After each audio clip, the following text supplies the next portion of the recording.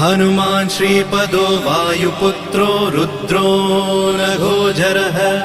अमृत्यवीरवीरश्च ग्रामवासो जनाश्रयः धनदो निर्गुणः शूरो वीरो निधिपतिर्मुनिः पिङ्गाक्षो वरदो वाग्मी सीताशोकविनाशकः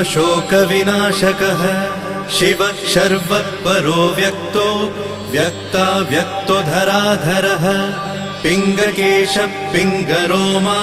श्रुतिगम्यः सनातनः अनादिर्भगवान् देवो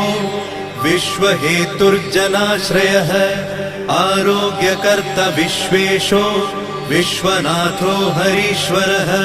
भर्गो रामो रामभक्तः कल्याणप्रकृतिस्थिरः विश्वम्भरो विश्वमूर्तिर्विश्वरूपो